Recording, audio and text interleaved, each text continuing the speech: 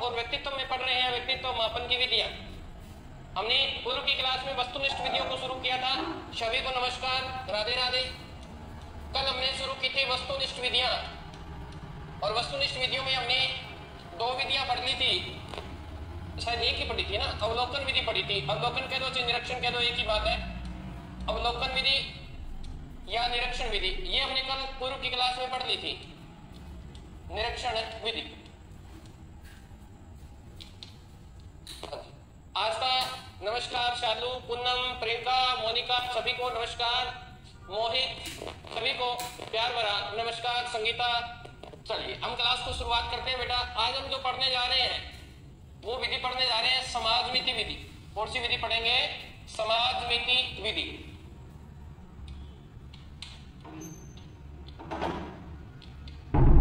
इस विधि के प्रतिपादक कौन है?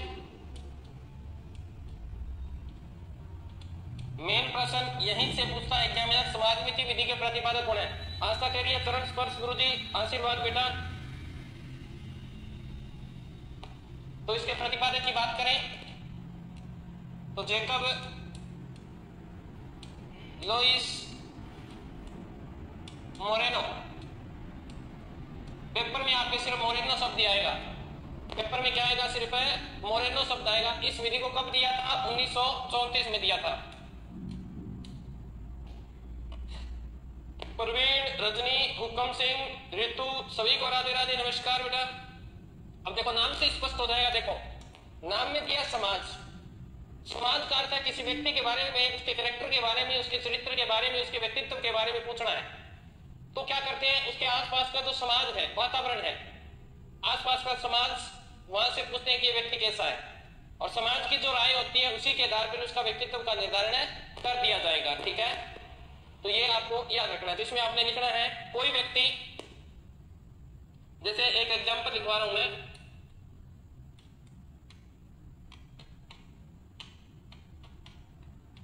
एग्जांपल लिखना है इसमें, जैसे पढ़े फिर उसके बाद में बात करें। कोई व्यक्ति किसी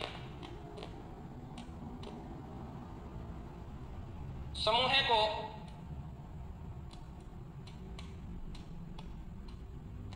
पसंद या नापसंद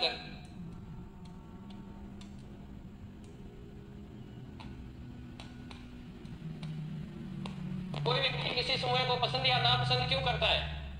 ठीक है, क्यों?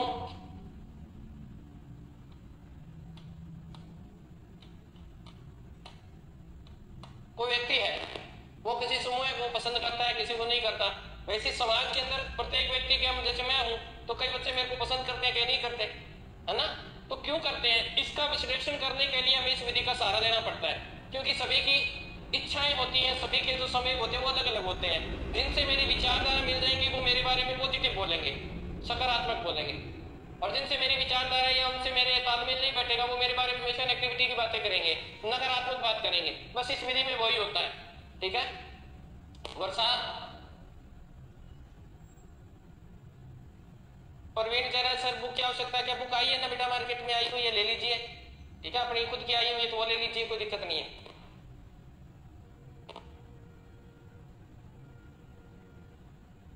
इसमें आपने लिखना है, इसमें क्या लिखना है लिख लीजिए।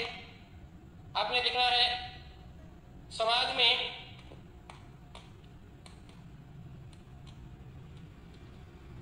में लोगों की प्रतिक्रियाएं, समाज में लोगों की प्रतिक्रियाएं जानकर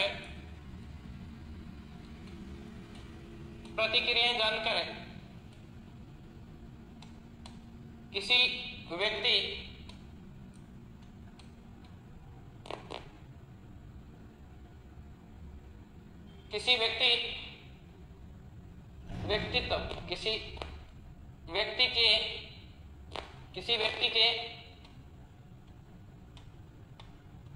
व्यक्तित्व का निर्धारण किया जाता है।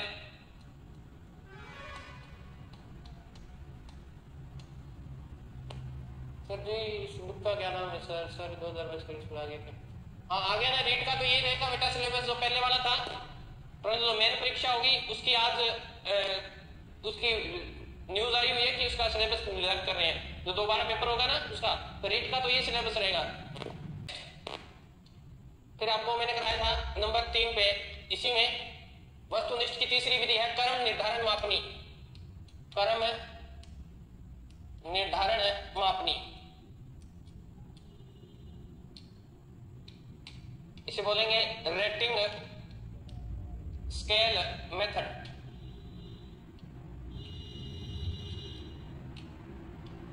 रेटिंग स्केल मेथड, वही बात, इसके प्रतिपादक याद करने हैं आपको। प्रतिपादक, इसके प्रतिपादक कौन है? थ्रस्टन है। कौन है? थ्रस्टन। ये लो, निर्धारण मापनी, इसके प्रतिपादक थ्रस्टन है। क्या है बेटा? सरकर्म निर्धारण और निर्धारण मापनी अलग है? अलग है क्या? नहीं, एक ही है बेटा। ओके, अब देखो इसमें क्या होता है। इसमें व्यक्ति के जो शील गुण होते हैं ना, व्यक्ति के जैसे मेरे शील गुण हैं, उनके बारे में मापन करवाया जाता है और एक सर्वे करवाया जाता है। जैसे आपने ये रेटिंग स्केल तो देखा ही होगा, वो एक क्रीम आती है, एक क्रीम आती, क्या नाम है उसका? Fair and lovely. Fair and lovely के एक साइड में देखना एक क्रीम, ऐसे अलग अलग एक मापनी सी स्केल बना होता है। वो बताया जाता है कि एक हफ्ते में इतना गोरा, 2 में इतना, 3 में इतना, इस तरह का स्केल होता है, रेटिंग स्केल होता है। इसमें क्या होते हैं? इसमें व्यक्ति के शील गुणों को पता लगाया जाता है कि ये बालक ईमानदार कितना है, बहादुर कितना है, दया भावना कितनी है, सहिष्णुता कितनी रखता है, क्रोधी कितना है। ये जो व्यक्ति के होते हैं शील गुण होते हैं, ठीक है। इन शील गुणों का पता लगाया जाता है किससे? इससे, कर्म निर्धारण मापनी से। अब इसमें क्या, इसमें 5 विकल्प होते हैं। उन 5 विकल्पों में से आज कृष्णा सोनी कह रही है आज की क्लास है बिल्कुल 24/3/2022। वाह, बहुत ही बढ़िया आता है। तो इसमें क्या होते हैं? 5 विकल्प होते हैं बेटा। कितने विकल्प होते हैं? 5 विकल्प होते हैं इसके। इस रेटिंग स्केल में 5 विकल्प होते हैं। जैसे पहला विकल्प होता है इसमें पूर्ण सहमत। पहले समझ लीजिए फिर लिख लीजिएगा इसको। दूसरा सहमत। तीसरा विकल्प होता है अनिश्चित।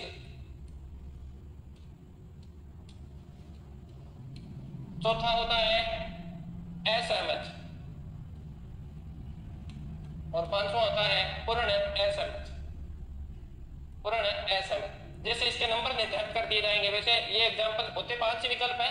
ये जो आगे मैं बता रहा हूँ ये एग्जांपल के लिए बता रहा हूँ। जैसे हमने इसके अपने हिसाब से नंबर निर्धारित कर दिया कि इसका हमने 4 नंबर दे दिया कि अगर कोई कहेगा पूर्ण सहमत तो उसको हम 4 नंबर दे देंगे, ठीक है। कोई कहेगा सहमत तो इसके हमने 3 नंबर निर्धारित कर दिए। कोई कहेगा मुझे पता ही नहीं है, निश्चित अनिश्चित है, वो कहता मुझे नहीं पता, इसके हमने 2 नंबर कर दिए। असहमत के हमने 1 नंबर कर दिए और पूर्ण असहमत के हमने 0 नंबर कर दिए। इस प्रकार हमने सर जी नोट्स के अलावा और पढ़ना पड़ेगा क्या? बिल्कुल। एक किताब जो होती है ना बेटा, वो क्या करती है? माइंड को सेट करती है कि मैंने ये किताब पढ़ ली। और नोट्स क्या होते हैं? नोट्स होते तो किताब ही है, परंतु माइंड में ये रहता है यार मैंने आज तक कोई किताब नहीं पढ़ी, यार मैं किताब पढ़ लेता तो लग जाता। तो एक किताब पढ़नी होती है, तो वो किताब तो नोट्स पढ़वा रहा हूँ ना, उसी की किताब है, वो आप परचेज कर लीजिए या किसी और की ले लीजिए, कोई दिक्कत नहीं है। एक किताब ले लीजिए, उस पर आपका विश्वास टिक जाता है, माइंड में ये हो जाता है कि हाँ मैंने किताब पढ़ ली है। कृष्णा सोनी कह सर मेरे को लाइव कमेंट क्यों नहीं दिख रहे हैं? आपको नहीं दिखेंगे बेटा, मेरे को दिख रहे हैं। तो इस तरह से निर्धारण किया जाता है। जैसे मैंने पूछा कि ये कृष्णा है, कृष्णा जो है, कृष्णा में दयालुता कितनी है? कृष्णा एक दयालु स्वभाव की लड़की है, ये मैंने ऑप्शन दे दिया और इसके बाद मैंने सर्वे करवाया, तो इसमें से उत्तर देना है। अब कई बच्चे सहमत हो जाएंगे, कहते हैं गुरुजी हम सहमत है, तो उसके 3 नंबर जुड़ जाएंगे। कोई कहेगा निश्चित है गुरुजी मेरे को तो नहीं पता भी कैसी है, तो उसके इसी तरह से आपके जो शील गुण होते हैं वो क्या करने हैं? चेक करने हैं। ओके, तो ये आपके विकल्प होते हैं। तो अब इसमें आपने लिखना है, इसमें आप लिखें कर्म निर्धारण मापनी में, इस विधि में, यहां लिखवा रहा हूं, इस विधि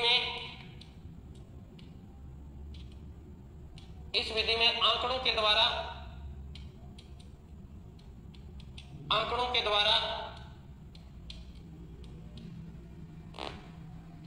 व्यक्तित्व का निर्धारण किया जाता है। व्यक्तित्व का निर्धारण किया जाता है। आंकड़ों के द्वारा व्यक्तित्व का निर्धारण किया जाता है। ये बता दिया मैंने। प्रवीण कह रहा सर आप बहुत अच्छा बताते हैं, थैंक यू बेटा। तो इसमें लिखना है आपने, नई लाइन से लिखना, मापनी के सहारे मापनी के सहारे व्यक्ति के शील गुणों जैसे ईमानदारी, दयालुता,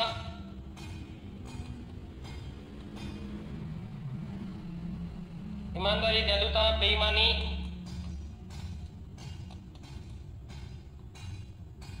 ठीक है। मापने के सारे व्यक्ति के शील गुणों जैसे ईमानदारी, दयालुता, बेईमानी, बुद्धिमत्ता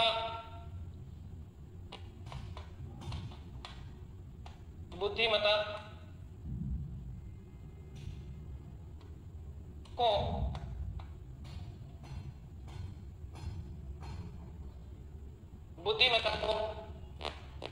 मापा जाता है।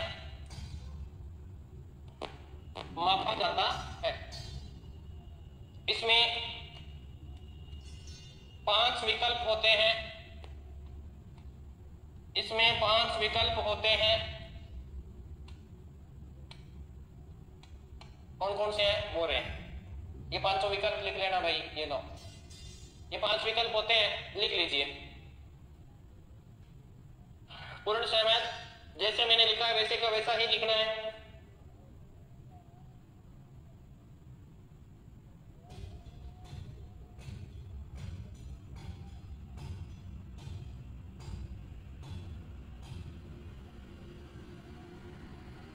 उतार लिया सभी ने?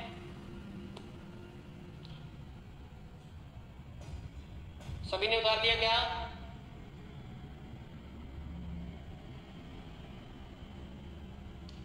और इसी वस्तुनिष्ठ की अंतिम विधि है आपके पास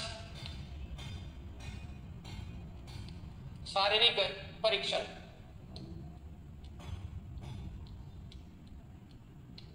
तो ये तो सरकारी सेवाओं में जो जाते हैं ना, गवर्नमेंट जॉब लगते हो है ना, सरकारी सेवाओं में निर्धारित शारीरिक मापदंड यानी मेडिकल जांच, शारीरिक मापदंड से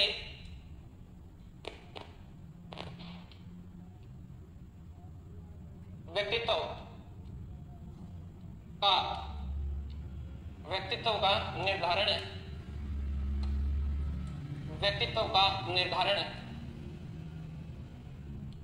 किया जाता है। जैसे आपका सिलेक्शन हो जाता है, उसके बाद में सिलेक्शन होने के बाद में क्या होता है, मेडिकल देना होता है। तो प्रत्येक मेडिकल के जैसे नौकरी के अलग अलग फॉर्मेट होते हैं। जैसे पुलिस का है तो उसका मेडिकल जो चेकअप है वो अलग होगा। एक आप जैसे टीचर हो तो टीचर का जो मेडिकल होगा वो अलग तरीके से होगा। उनके कुछ मापदंड है, प्रत्येक नौकरी के लिए अलग अलग है बेटा। हाँ, ये भी वस्तुनिष्ठ विधि है बेटा। इसमें बाहर से आकलन करता है, डॉक्टर करता है। इसमें कौन करता है? डॉक्टर करता है। तो इसे वस्तुनिष्ठ विधियों में गिना गया है। ओके अमन सोनी, इसमें डॉक्टर वस्तुनिष्ठ, डॉक्टर ने लिख के दे दिया, फिर वहां पे जाते हो तो आपका वस्तुनिष्ठ आपके बोलने का तरीका, आपकी दौड़ वगैरह देखते हैं, आप में कितना कॉन्फिडेंस है, दूसरे लोग ही करते हैं, ठीक है ना। तो ये सब चीजें वस्तुनिष्ठ है, तो इसको भी वस्तुनिष्ठ विधि में माना गया है। अमन है, ठीक है बेटा। चलिए नेक्स्ट हम इसी में तीसरी विधि पढ़ेंगे आज, जिसका नाम है मनोविश्लेषणात्मक विधियां, या इन्हें मनोवैज्ञानिक विधि भी कह सकते हैं। तो यहाँ हेडिंग लगानी है आपने, 2 हो गई कंप्लीट, तीसरी चल रही है आपकी। तो मनोवैज्ञानिक विधि कह दो चाहिए, मनोवैज्ञानिक विधि, या इन्हें मनोविश्लेषणात्मक विधियां भी कहा जाता है। तो आप अपने हिसाब से, हाँ किताब कोई दिक्कत नहीं है, इनफ है, परंतु किताब का क्या होता है, किताब में बेटा एक कॉन्फिडेंस बन जाता है। तब कहते हैं, कोई भी टीचर होता है वो कहता है कि मैं पढ़ा रहा हूं तो मेरे नोट्स इनफ है आपको। परंतु एक साइको होती है जो माइंड में होती है ना, अपने दिमाग में होती है कि ये किताब अगर मैं पढ़ लेता तो सिलेक्शन हो जाता, तो वो चीज आपके बाद में माइंड में जाए। इसीलिए कहता हूँ कोई भी किताब ले आओ, उस किताब को 15-20 बारी एक ही किताब को पढ़ो। ओके मनीषा, ठीक है बेटा। तो सबसे पहले हम मनोवैज्ञानिक विधियों में जो पढ़ने जा रहे हैं, पहली विधि पढ़ रहे हैं स्वप्न विश्लेषण विधि। स्वप्न विश्लेषण विधि, विश्लेषण विधि, और ये मनोवैज्ञानिक विधि है, ठीक है। तो इसके प्रतिपादक है सिगमंड फ्रॉइड। प्रतिपादक आपने लिखना है, इसका कौन है? Sigmund Freud. अब कैसी है देखो, क्या होता है कई बार हमारे इच्छा पूर्ति नहीं होती। जब इच्छा पूर्ति नहीं होती तो वो कौन से मन में चली जाती है? अचेतन मन में चली जाती है। अब अचेतन मन में चली जाती है और वो अचेतन मन से जब समय मिलता है, कोई स्थिति आती है, तो वो जो चीज अचेतन मन में चली गई थी, जो घटना थी वो अचेतन मन में चली गई, या हमारी कोई इच्छा अचेतन मन में चली गई, जैसे ही परिस्थिति आएगी वो बाहर निकलने का प्रयास करेगी। जब वो बाहर निकलने का प्रयास करेगी तो व्यक्ति का व्यवहार क्या हो जाएगा? प्रभावित हो जाएगा। इसका एग्जाम्पल सीधा सा है, जैसे शादीशुदा महिलाओं में लगभग सामान्यतः ये हमें देखने को मिलती है। तो ये मनोविश्लेषणात्मक विधियां वही डॉक्टरी क्षेत्र में बड़ी काम आती है, ये है ना। जो साइकोलॉजिस्ट होते हैं ना, वो इस विधि का ज्यादा प्रयोग करते हैं। जैसे आपको तनाव है या आप परेशान हैं तो इस विधियों का प्रयोग किया जाता है। कैसे? ये आपको मैं बताता हूँ। हाँ बेटा, सभी अब ध्यान से सुनेंगे। जैसे एक उदाहरण दे रहा हूँ मैं।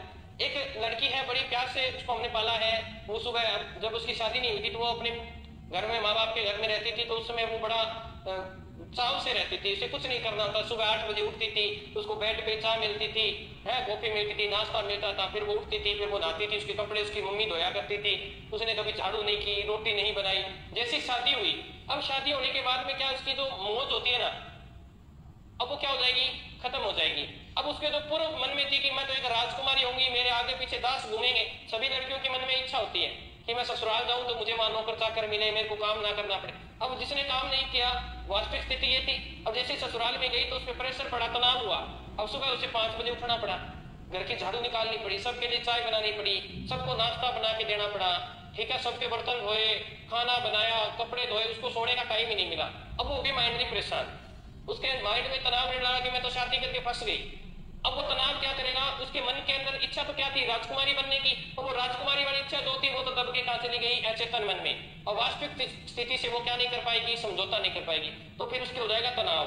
तनाव हो जाएगा तो वो माइंडली उस पर प्रेशर आएगा। प्रेशर आते ही या तो वो जाड़ा जोड़ देगी, वो है ना, यहाँ ऐसे जाड़े से जोड़ लेती है। तो फिर देखो, एक तो औरत का जाड़ा जुड़ेगा और एक फाटक बंद हो रेलगाड़ी, वो दौरा खुले खुले पहली बात तो बहुत ही दौरा खुले। तो ये क्या माइंडली प्रेशर होता है। फिर जब हम किसी साइकोलॉजिस्ट के पास लेके जाते हैं उसे, तो फिर वो उसको, जैसे आपने देखा होगा, इस तरह का एक चार्ट होता है, आपने कई बार आपके सोशल मीडिया पे आता होगा इस तरह का। जब हम इसके अंदर देखते हैं ना तो ऐसे लगता है कि हम इसके अंदर घुस रहे हैं। फिर इसमें आपको जो साइकोलॉजिस्ट होता है वो कहता है कि इसमें देखिए, फिर वो देखते रहते हो आप, फिर आप आ जाते हो अर्धचेतन अवस्था में। फिर आपसे वो पूछता है कि आप कौन हो, फिर आप अपना नाम बताते हो, आप ऐसा व्यवहार क्यों कर रहे हो, फिर वो बताती है। फिर ऐसे करके उसके मन से, अचेतन मन से बातों को बाहर निकाल लिया जाता है और निकालने के बाद उसका इलाज कर दिया जाता है। तो इसमें एक तो ये विधि होती है और एक होती है बेटा, एक वो घंटी सी होती है। आपने देखा होगा कि फिल्म इस तरह आंखों के आगे इस तरह करते हैं और धीरे धीरे उस व्यक्ति की आंखें बंद होने लग जाती है, आंखें डीप वैसे बंद होती जाएंगी और फिर वो शांत हो जाएगा। फिर उससे पूछा जाएगा तो उसके मन की बातों को बाहर निकाल लिया जाता है। उसे शब्द साहचर्य विधि कहेंगे, आगे आएगी। तो अलग अलग विधियां हैं, तो हम आपके मन का पता लगा सकते हैं। अनीता तरण कह रही है गुरुजी मेरे साथ ऐसा ही हुआ, तो बेटा होता ही है। और फिर क्या कहते हैं घर वाले, अब क्या हुआ, वो वहां गई, अब उसने एक दिन क्या, वो थकी हुई थी और वो ऐसे गिर गई। थकावट में आदमी गिर ही जाता है, वो गिरते क्या हुआ, उसका सर लगा, सर लगते ही उसकी अचेतना हो गई, यानी उसकी आंखें बंद हो गई। गड़बड़ों को है, बहू के क्या हो गया, बहू के क्या हो गया। अब गर्मी थी, लाइट थी नहीं, अब उसे लेके गए जल्दी जल्दी, उसकी सास उसको पंखे से हवा दे रही है ऐसे। उसने देखा यार, आंख खोल के देखा ऐसे, हाँ ये काम तो ठीक है, अपने को जैसे प्रेशर आएगा अपन तो गिर जाया करेंगे और 2 घंटे रेस्ट मिल जाए। अब डॉक्टर ने कह दिया कि इसको ज्यादा काम मत करवाया करो। अब उसके दिल को थोड़ा सा आराम मिल गया, अब उसने तो बना लिया थोड़ा सा, जैसे वर्कलोड हो ऐसे मुट्ठी बंद करी, बस बंद, ये जो पीढ़ी जाड़ा जुड़ गया, इस तरह करते हैं। तो ऐसा सिर्फ तनाव की वजह से होता है। और कई क्या करते हैं, जैसे धार्मिक प्रवृत्ति के जो लोग होते हैं इसे अलग दिशा में मोड़ देते हैं। जैसे तनाव हुआ तो वो अपने व्यवहार में परिवर्तन करती है, ऊट पटांग बातें करती है, तो इसके तो भूत प्रेत पीछे लग गए, इसके तो फटकार लग गई, इसका पैर चौकी में रखा गया, ठीक है, बिल्डिंग नजर होगी। तो फिर उसे क्या करते हैं, फिर हमारे वर्ग के जो बड़े बड़े पंडित बैठे ना मंदिरों में, उसको लेके आते हैं, फिर वो अंगुली पकड़ते हैं, ठीक है, अंगुली पकड़ते हैं ऐसे, और अंगुली पकड़ते हैं जोर से, बता कौन है तू। अब आपकी ये अंगुली पकड़ू, आपके अंदर कुछ भी नहीं है, फिर भी आप जोर से, मैं इसकी मौसी, बता तू क्यों आई, मेरे घाघरी बन दियो, क्या गया, 5 किलो लड्डू बन दिया आज। फिर करते क्या है, ये कोई इलाज नहीं है। फिर पंडित उससे पूछता बेटा क्या बात है, अकेले में पूछता है, फिर वो बताती है कि मेरे पे काम का प्रेशर। फिर पंडित भी बड़े तेज होते हैं, कहते हैं इसके 16 महीने काम भेज दो, पीहर भेज दो, यहाँ दिक्कत होगी, 16 महीने नहीं रखना इसको, 2 महीने वही रहने दो। वो पीर में रहती है, ना तो कभी इसे दौरे आते हैं, ना कभी इसमें घुटनी आती है। कारण क्या है, माइंडली प्रेशर की वजह से होता है। तो इसका इलाज उचित समय पर होना चाहिए। ये कोई नाटक वगैरह नहीं होता, ये माइंडली प्रेशर होता है, उसकी वजह से क्या है, ठीक है ना। तो माइंडली प्रेशर की वजह से व्यक्ति के व्यवहार में परिवर्तन आ जाता है और इन विधियों से इनको क्या कर दिया जाता है, सही कर दिया जाता है। ओके, चलिए आगे मैंने आज बता दिया, आप सामने में जोड़ा जोड़ के बैठ जाओ, ऐसा मत कर देना, ठीक है। जब आप सही हो तो फिर क्यों करें हम। चलिए इसमें आपने लिखना है, इसमें लिखो आप स्वप्न विश्लेषण विधि में आपने लिखना है, इस विधि में स्वप्न का वर्णन, सर आप बिल्कुल सही कह रहे, ये सही है सर, बिल्कुल सही है, मैं गलत नहीं करा। इसमें क्या होता है, आदमी को सपने कैसे आएंगे, ये भी इसी विधि में मैं बता देता हूं आपको। सपने कैसे आएंगे, सपने ऐसे ही आएंगे जो कभी आपके पूरे नहीं होते। जैसे किसी को नौकरी के सपने आ रहे हैं, तो उसके मन के अंदर वो अचेतन मन में दबी हुई है, वो चीज बाहर निकल रही है, किसके माध्यम से, सपनों के माध्यम से। तो अब किसी को शादी के सपने आते हैं तो उसकी शादी नहीं हो रही, उसके मन में ज्यादा किसकी है, जैसे सपने आएंगे व्यक्ति के अचेतन मन में वही बात ज्यादा प्रभावी होती है। तो देखिए इस विधि में स्वप्न का वर्णन करने को कहा जाता है, करने को कहा जाता है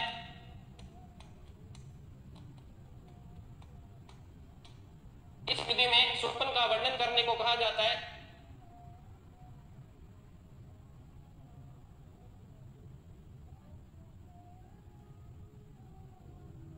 बिल्कुल सही बात है। मन सोरेन कहा कि थोड़े थोड़े समय बाद माहौल बदलना चाहिए, बिल्कुल बदलना चाहिए।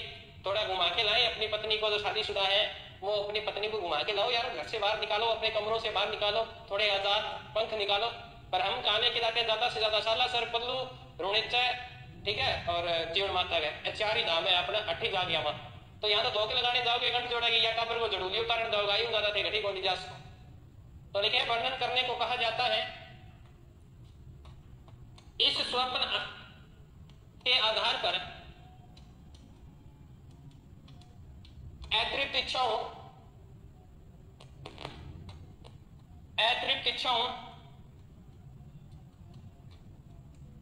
इच्छाओं में बाधक तत्व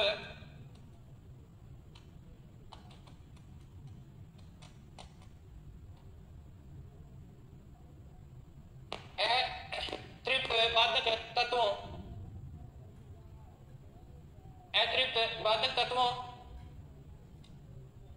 का पता लगाकर, यानी आपके मन में क्या है, ठीक है, पता लगाकर उनका निराकरण किया जाता है।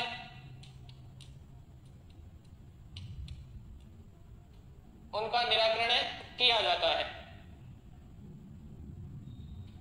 ओके, लिख लिया आपने, ठीक है। 2 नंबर विधि लिखनी है बेटा आपने। अब शब्द साहचर्य विधि, यह भी किसकी है, सिगमंड फ्राइड की है, ये भी सिगमंड फ्राइड की है। दूसरी विधि, इसे हम बोलते हैं मुक्त साहचर्य विधि भी बोल देते हैं, मुक्त साहचर्य विधि।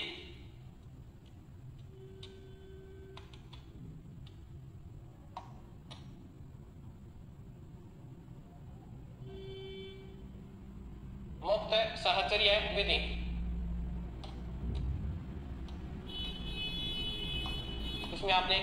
इसमें क्या करता है, व्यक्ति को चेतन अवस्था में लाते हैं और उसको कहा जाता है कि शब्द के बारे में बताओ। जैसे आपको अचेतन अवस्था में लेंगे, फिर आपको एक शब्द दे दिया जाएगा कि आप इसके बारे में बताइए, अपनी सांस के बारे में बताइए। फिर आपके मन में जो होगा ना अचेतन अवस्था, ना तो आप सोए हुए हो ना आप जागते हुए हो, तो आपका जो अचेतन मन है वो काम करता है। और फिर आप जैसे सांस के बारे में कहा तो आप जितनी मन में भड़ास होगी वो निकाल देंगे, ठीक है। और पति के बारे में पूछेंगे तो पति के बारे में, पुत्र के संतान के बारे में पूछेंगे संतान के बारे में, है ना।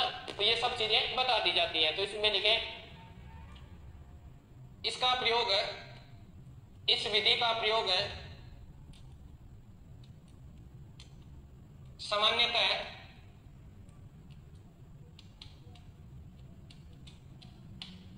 मानसिक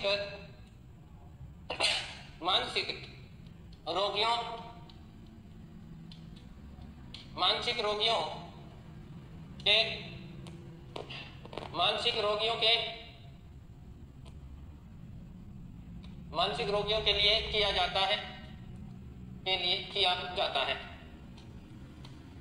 यानी कारण का पता लगा लेंगे आपको शब्द दे देकर। ओके, इसमें लिखना है इस विधि में मनोवैज्ञानिक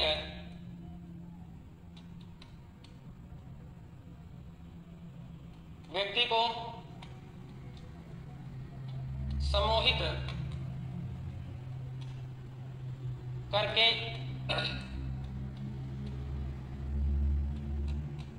अर्ध चेतन अवस्था में लाते हैं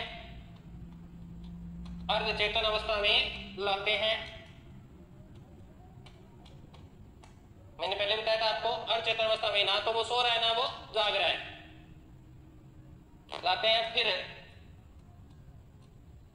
उसके मन में छुपी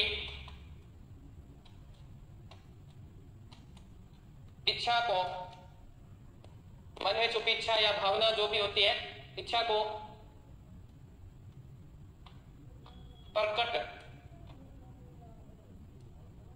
प्रकट करने के लिए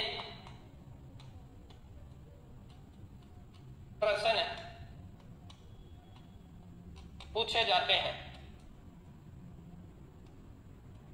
ठीक है, प्रश्न पूछे जाते हैं।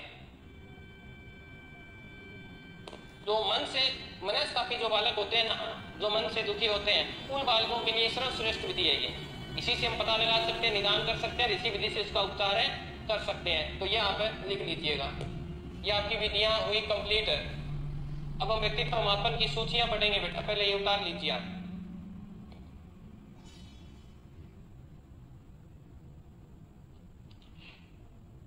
ये व्यक्तित्व मापन की जितनी भी विधियां थी वो सारी मैंने आपको करवा दी है।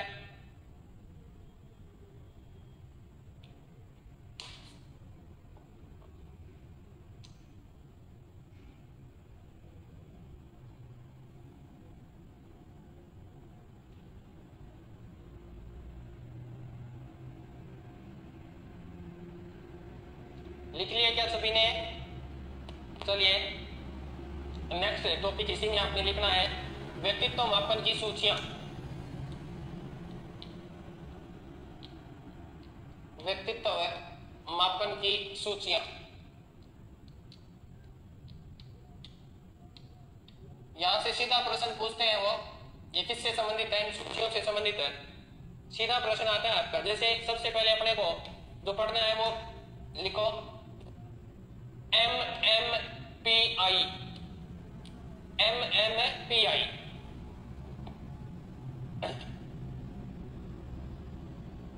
तो इसका नाम लिखना है आपने मिनीसोटा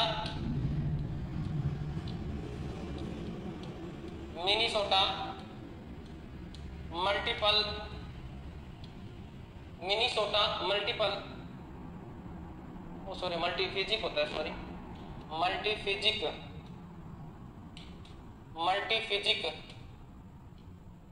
पर्सनैलिटी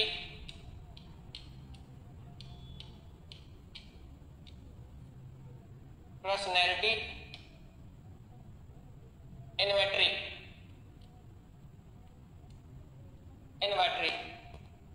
ये आपकी बार सीधा प्रश्न पूछा था कि ये किसकी मापनी है? बुद्धि से संबंधित है कि व्यक्तित्व से संबंधित है, किससे संबंधित है?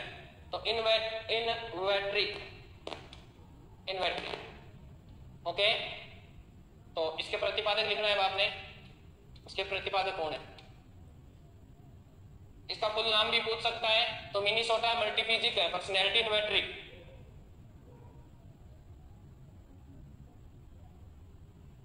लिख लिया ना सभी ने? हाँ, इसके प्रतिपादक लिखना है आपने हाथवे व मैकेनिकल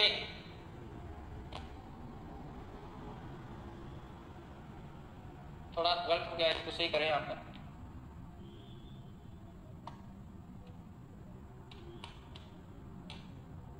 नले है ना, नले है ना, नले मैकनेल है, ठीक है, सही लिख लेना बेटा इसको।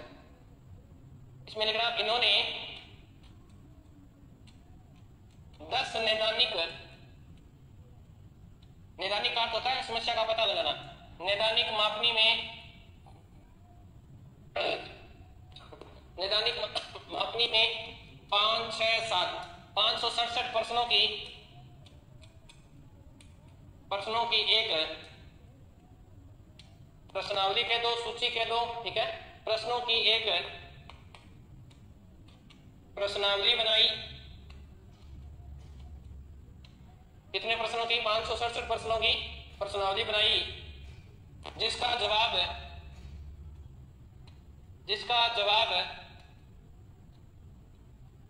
हाँ या ना में देना होता है,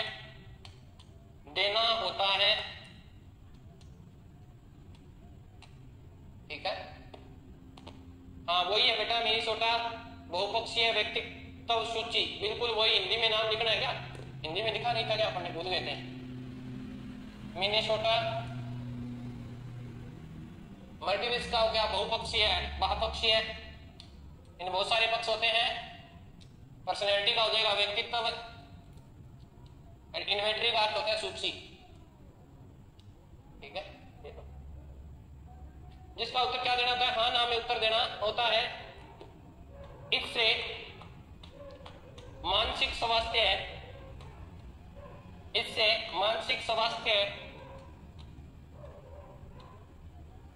की जांच की जाती है, इससे मानसिक स्वास्थ्य की जांच की जाती है।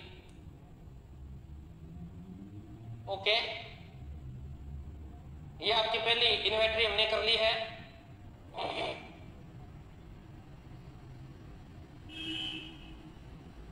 लिख लिया सभी ने?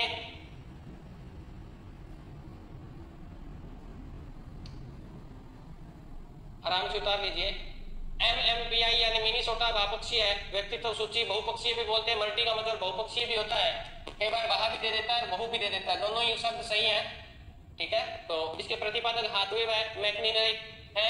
इन्होंने 10 नैदानिक मापनियां बनाई और इसमें टोटल प्रश्न कितने हैं? 567 प्रश्नों की एक सूची बनाई, जिनका उत्तर हाँ ना में देना होता है। मुकेश पारी गुरु जी, आपकी पढ़ाई बहुत अच्छी है, ठीक है बेटा, थैंक यू। इन्होंने मानसिक स्वास्थ्य की जांच की जाती है, इससे मानसिक स्वास्थ्य की जांच की जाती है। आज के लिए इतना ही, मिलते हैं कल, तब तक स्वस्थ रहें, मस्त रहें। जय राजस्थान, जय भारत।